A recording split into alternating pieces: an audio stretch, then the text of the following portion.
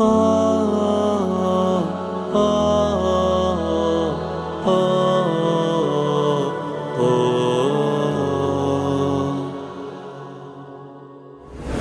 بالله من الشيطان الرجيم أو كصيب من السماء فيه ظلمات ورعد وبرق يجعلون أصابعهم في آذانهم من الصواعق حذر الموت والله محيط بالكافرين.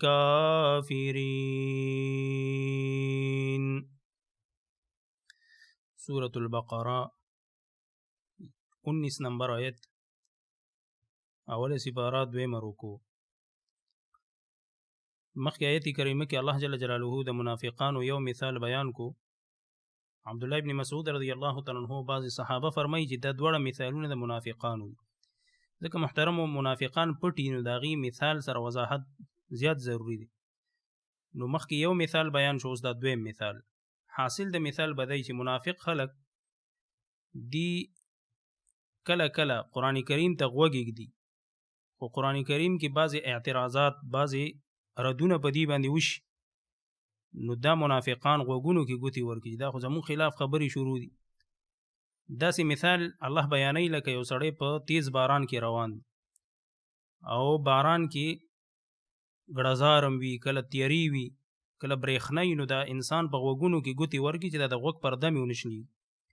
نو داسې دیم کله قرآن کریم ته غوږ ږدي، خو چې په دې باندې پکې رد راشي نو دې غوږونه بند کړي. او کله کله د برېښنا کې لږه فایده هم وي، سړي ته لار ښکاره شي، نو کله د منافقانو ته په دین کې فایدې ښکاره شي، غنیمتونه راشي یا دغه شان نور فواید راشي، فتح حاصل شي، نو بیا دی وایي موږ ستاسو ملګري یو. که کله لږ تکلیف راغو نو بیا وایي چې یاره موږ پکې نه یو. نو الله فرمایي چې دا منافقان هم دغه شان په دې کشمکش کې دي چې یاره دا مسلمانانو سره ملګري شو که نه هغه کفارو سره ملګري شو. ځکه منافق سړی محترم او غرضي وي چې کوم ځای کې ښه هلته شپوي، بس خپل غرض ته ګوري. نو الله فرمایي د داسې خلکو نه ځان وساتئ چې د منافقانو صفات پکې. نو دلته دا او لفظ دې ته حرف عاطف وي او دا د اختیار د پاره دی چې که دغه مثال د منافقانو اخلي که دا اخلي. الله فرمایي او یا دلته مثلهم ټکې پټ دی لکه مخکې آیتونو کې ذکر دی. او مثلهم یا حال د دې منافقانو، الله فرمایي کصیب پشانته دغه تیز باران دی، شیبو باندې باران چې وي هغې ته صیب وي. من السماء داسې باران چې د بره طرف نه وریږي، فیه او وی په دې باران کې ظلمات تیارې هم، د باران خپله تیاره د وریځو تیاره، ورعد او ګړزارم وي پکې، و برق او برېښنا وي. باران کې د درې صفات وي، تیارم راشي، د وریځ هم پکې ګړزیږي او کله برېښنا وي پکې.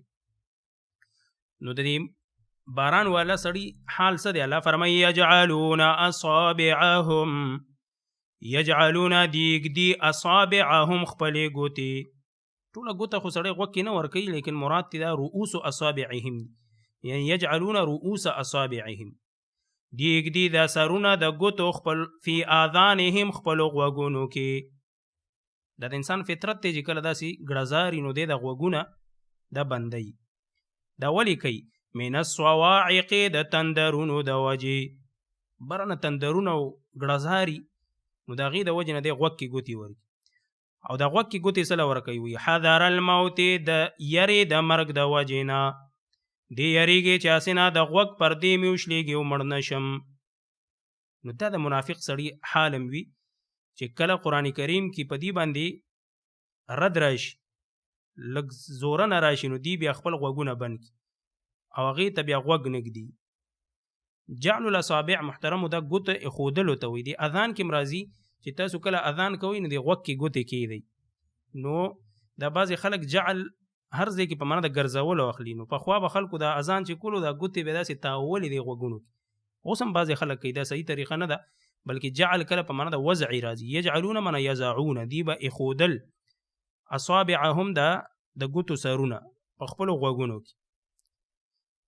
نو د مقصد دی چې په دې طریقه به زه بچ شم. الله فرمایي والله محیط، الله جل جلاله راګیرونکی دی بالکافرین دی کافرانو لرا، یعنی اے منافقینو تاسو کافران یې ځکه زړه کې نفاق او کفر موجود دی. منافق سړی چې د زړه نه منافق دا کافری، الله فرمایي چې کافران ما نه بچ کېدلی نشي. نو اوس نور مزید وضاحت کوي. الله فرمایي یکاد البرق، یکادو نږدې دی البرق دا برېښنا، یخطفو چې وتختوي ابصارهم نظرونه د دوی. داسې برېښنا په دې باران کې وي چې د دې دا سترګې بالکل ختمې کی. کله ډیر وعیدات په قرآن کریم کې ذکر شنو دا منافقان دي د خپل سترګې پټې کی، یریږي چې دا سترګې خرابې نشي. الله فرمایي کلما اضاء لهم، کلما هر کله چې اضاء روخانه کی دا برېښنا، لهم دوی ته څه روخانه کی؟ نو دلته مفعول به حذف ته من طریقا لاره، مشو نو دی روان شي فيه پاغي کې. دی برېښنا کې یو دا فایده چې کله دا پړق وشي نو سړي ته لار ښکاره شي. نو معنی دا ده چې دی منافقانو ته څه فایده په اسلام کې ښکاره شي نو بیا در سره مزل کوي، یاره مونږ هم ستاسو ملګري یو. الله فرمایي و اذا کله چې اظلم تیاره کې دا برېښنا علیهم په دوی باندې، نو قامو دی ودرېږي په خپل ځای. چې کله تکلیف راشي، لږه تیاره راشي، لږ مشکلات په مسلمانانو راشي، نو دی په خپل ځای باندې ودرېږي چې یاره مونږ خو پکې نه یو، مونږه جهاد له نشو تللی، صدقات نشو ورکولی، زکات نشو ورکولی، نور اعمال لږ سخت سخت راشي، نو بیا دا انسان ودرېږي منافق سړی. نو ګوره دې ته ابن الوقت وایي چې فایده یې کوم ځای کې وي هغه طرف ته دی مزل کوي. نو دا د منافق سړي نښه. الله فرمایي ولو شاء الله لذهب بسمعهم، ولو کچرته شاء غختلی الله جل جلاله، لذهب نو خامخه بیکاره کړی به وی، بوتلی به وی، ختم کړی به وی، بسمعهم د دې غوږونه، و ابصارهم او نظرونه د دوی. د دې جملې نه محترمو یره پکار ده چې کوم سړی د منافقت نه کار اخلي او د منافقت عملونه کوي، لکه د ګانې بجانې اورېدل، غیبتونه اورېدل، نور داسې ګناهونه چې یا په سترګو یا په غوږونو کېږي، نو د الله نه یره پکار ده. که الله وغواړي الله فرمایي زه دله د غوږونه کڼوم او د سترګې دله ړندولی شم. خو دا خو بیا محترمو زور شو. الله جل جلاله دنیا کې په چا زور نه کوي، تا ته اختیار در کړی دی، دوه لارې درته ښودلي دي، اما شاکرا و اما کفورا. یا خو به شکرګزار د الله جوړیږي یا به ناشکره او بدعمله جوړیږي، خو الله دله اختیار در کړی دی. نو الله فرمایي چې زه قادر یم چې دا دله ختم کړم. نو دې آیت کې دمکی ده، یره ده چې ګورئ د ګناه په وخت کې دې ته سوچ کوه، که الله وغواړي دا سترګې دله ختموي، د غوږونه دله کڼئ، او که ته یې چې مړه نشي کېدی، الله فرمایي ان الله یقینا الله جل جلاله علی کل شیء په هر څیز باندې قدیر قدرت لرونکی دی. دا کولی شي چې ته ستا د سترګې ړندې کې غوږونه دله کاڼه کي، لیکن دا خو بیا زور شو. الله جل جلاله دنیا کې په چا باندې زور نه کوي. لا اکراه فی الدین، عقیده منلو کې زور نشته. ستا خوښه ده چې په کوم طرف ځي، خو د الله جل جلاله مینه او رضا په دې کې ده چې انسان نیک جوړ شي، او کنه دا نفاق نه کار اخلي او کفر کوي او دا رنګ غټ غټ ګناهونه کوي. الله فرمایي چې زه به دې بیا رانیسم، دنیا کې درته څه نه ویم، بیا هم څه ناڅه الله جل جلاله انسان لږ تنبیه ورکوي، خو لیکن په هره ګناه باندې انسان الله دنیا کې نه رانیسي. نو حاصل دا شو چې د منافق سړي نښه دی چې دین کې ورته فایده ښکاري، بیا په در سره مزل کوي، او کنه لږ تکلیف راشي بیا وروستو شي. بیا د لفظي معنی ته وګورئ. او یا کصیب د دې حال په شانته د باران دی، من السماء داسې باران چې د بره نه ورېږي، او فیه د باران کې ظلمات تیارې وي، ورعد او ګړزاري، و برق او برېښنا وي، یجعلون نو دی کیدي اصابعهم خپلې ګوتې، فی آذانهم په خپلو غوږونو کې، من الصواعق د تندرونو د وجې او حذر الموت د یرې د مرګ د وجې نه. والله الله جل جلاله محیط راګیرون کې دی بالکافرین د کافرانو لرا.